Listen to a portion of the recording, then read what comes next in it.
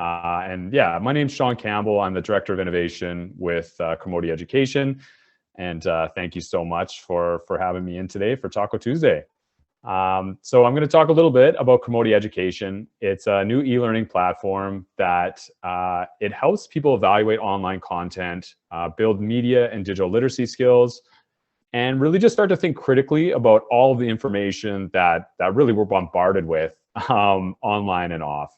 And that's a tall order because I think it's fairly obvious when we're online. And if you ever have the misfortune of clicking on the comment section, you know that a lot of us need to improve our media and digital literacy and source evaluation skills. And so it's a big ask, but thankfully Kermode is really easy to use. And so the way we get information these days is we generally find it from a news aggregator or social media, or more often than not, we're just hopping on the old Google machine and we're saying, hey, Google, I'm curious about this, or I'm interested in this, or I'm a student and I'm doing a project on this. So if I want to know what the difference between misinformation and disinformation is, I just punch it into Google and Google says, hey, Sean, I found 1,850,000,000 results. Here's 10, here's 15. So there's some major filtering going on there. And we often don't really think about how Google affects what we're learning and how it affects our worldview. We just say, hey, this is great. And we look at all the results and some look familiar and some don't. I'm going to click on one that I don't know a lot about, which is the conversation. And so I look at this and I say, okay, well, this looks good. It looks like a professional website and there's some plausible information here. I'm all done. I just dust my hands off and I go about my day, and I use this for my paper, or I use this to build my worldview, and I'm done. And what we're seeing is that's nowhere near good enough, right? We need to dig much, much deeper. And so what Kermode does is it starts to say, hey, did you know that these are there's a lot of things that go into evaluating this source, and here's some questions that we really need to be asking about the content that we're getting. And so all you have to do is copy and paste the URL of the website that you'd like to analyze into the Kermode app. And so I just paste it in our URL bar. I hit analyze, and the Kermode app analyzes it for over 20 different elements of media and digital literacy. And what you're seeing here is you're seeing some dynamic graphics, you're seeing some nice visuals, you're seeing some really, really great questions. What you're not seeing are answers. And that's completely intentional. And so that's intentional for two reasons. Number one is that if we give you the answer, you're not learning anything. And we're all about building skills, not just giving you answers. The second piece is if we give you an answer that you're predisposed not to believe, like if Kermode said, hey, that website you just analyzed is garbage, if you think that it's not, you just disregard what we tell you. And so it doesn't make sense to give you a bunch of answers. What we really want to do is say, okay, here's some information that is really important for you to think about when you are evaluating this website. And here are some questions that you really need to be asking of this content and exploring so that you can understand whether this is a good source or not. So a nice example of this is point of view. So when Kermode does an analysis, it does an analysis in kind of 4 different categories. And the first one is it actually pulls information from that article we analyzed. And so that's foundational evaluation and media literacy skills, like who created this content, who wrote this, when was this written, when was this published, when was this updated. But it also gets into conventions of speech and conventions of writing and things like point of view. And so it does a pronoun count for you. And that's something you could do as a user, but overwhelmingly, we're not going to go through and count all the pronouns. So Kermode says, hey, we found this information for you. Here are the questions you need to be asking. There's this explosion of opinion as news online, and we really need to be able to tell the difference between opinion, where someone is looking at those facts and interpreting those facts for me, or whether I'm getting a chance to interpret them for myself. And so the real power of Kermode is this questioning. So this is the skill that we want to develop. And so if you're asking really strong questions and you're using Kermode and you're asking these questions consistently, it's starting to become a habit. It's starting to become a skill. So then when you're not using Kermode and you're just on social media or you're just on YouTube, you're still asking yourself these questions. And those are the foundational skills that are going to benefit you today, tomorrow, 5 years, 10 years, 20 years down the line, when the internet looks nothing like it does today. You're still going to have those questioning skills so that you can be a well-informed digital citizen. Each element also has this good to know, and that puts every element into context for you. So if you don't have any idea why point of view matters at all, there's always one or two sentences that say, hey, this is why this matters, this is why this is important, so that it puts your learning into perspective and you're able to explore these questions in much greater detail. There's some randomization built into Kermode. So every time you do an analysis, the elements are in a different order, and you have 2 to 3 different inquiry question packs. And that's great, because if I'm using this consistently, I'm always getting an opportunity to explore new parts of these elements and being exposed to different elements of media literacy as I use this browser-based app. Okay, so the first category was all the elements that pull information directly from that website. The second category pulls information from the website and pulls it from metadata that users wouldn't really generally have access to, or certainly not easy access to. And that's things like who registered this website, when was this website registered, and where is the domain hosted. And that's fabulous information to have, especially with all the mimic sites that are out there, all the zombie newspapers that they really want to look like something that you already trust, but then they put their own information in there so that they can spread misinformation or disinformation.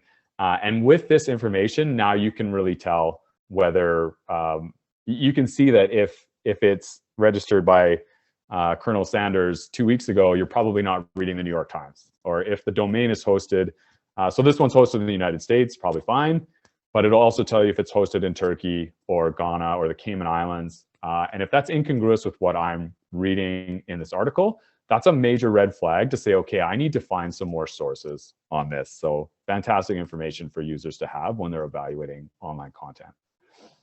The third category is big internet ideas and big internet tools. And so that's things like, how did you get here? Do you understand how Google works? Do you understand how so if you put a Wikipedia article into the Kermode app, it'll pop up a Wikipedia element, and it'll say, do you understand how these articles are created, how they're edited, how Wikipedia makes money? And it helps you explore and understand all the things you need to understand about these really powerful tools that we use. And nothing to me is bigger than confirmation bias. So this idea that every search engine we use, every social media site we use, they know, all the algorithms built in there, they know that we love hearing what we already believe. And so they keep showing us information that we already agree with. And that puts us in these information bubbles. And we can't understand why anyone would think differently than us, because everything I'm seeing, everybody agrees with me. And we need to understand that it's not up to Google or Facebook or the metaverse to come up with a reasonable argument from the other side of a contentious issue. That's up to us as good digital citizens. And we really need to understand how confirmation bias affects the information that we see. And unfortunately, I do lots of workshops, and it's rare that people really understand how confirmation bias affects the information they see. I'm trying to rush through here. I know I have a limited time. I apologize. The fourth category is social emotional. So we're emotional beings. We bring our emotions. We want to be social online, but that has a major impact on us as digital citizens as well. So Kermode does a sentiment analysis, and we've taken about 5,000 emotionally charged words, and we analyze that article, and we say, hey, this looked negative to me, or this looked positive. And is it 100% accurate? No. What it's trying to do is say, hey, you need to understand how you feel after you read something, because how you feel and the power of your emotions after you engage with content has an enormous impact on if you share it or if you comment on it. And people who create content online know that.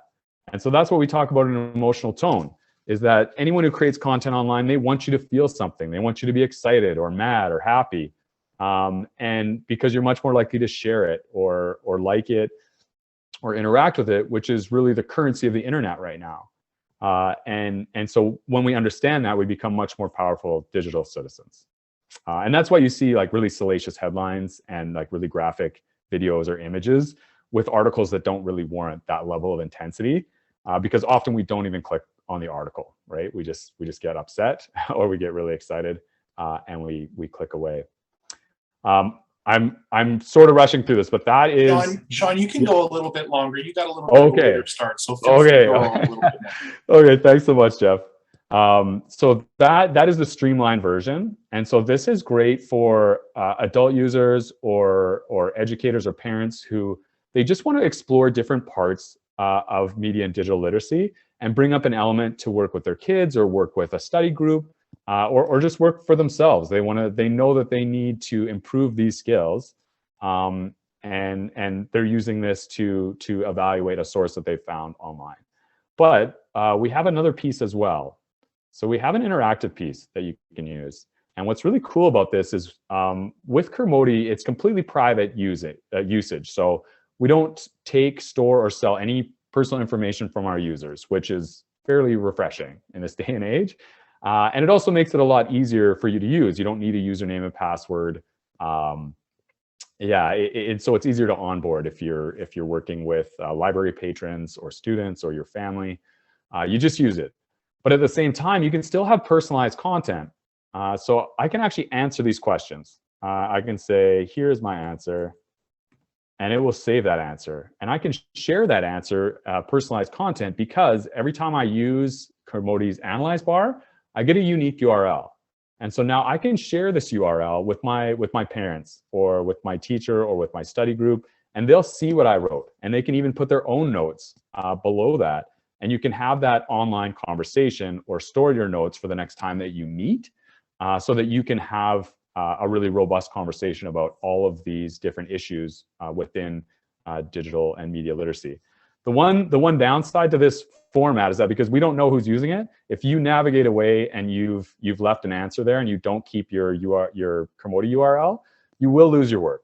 And we hope this isn't too big a deal, because we're not expecting huge paragraphs of answers. This is really for point form. So this is what I think, this is what I found out. And really, if you do lose that URL, you will get another chance to use Kermode, and that's really the power. Like it's another opportunity to increase your skills. And so using it again, if you're working with kids or students, they might not always see it that way, which is fair enough. But using it again will help to develop their skills anyway. So really long term, it's a good thing. I'm just going to go back to our webpage really quickly here, because we do have a resources page as well. And so if Kermode is fairly unique, right? Like what we've seen with other e-learning platforms is it's like lynda.com or even YouTube or TED Talks. It's I'm giving you information and you're consuming it. And that doesn't really work with media literacy. Media literacy is lots of gray area. It's our digital world is changing rapidly. It's a skill. You need to experience it. And so it is a little unique. And so we have tutorial videos. We have guides for educators, for families, for adult learners.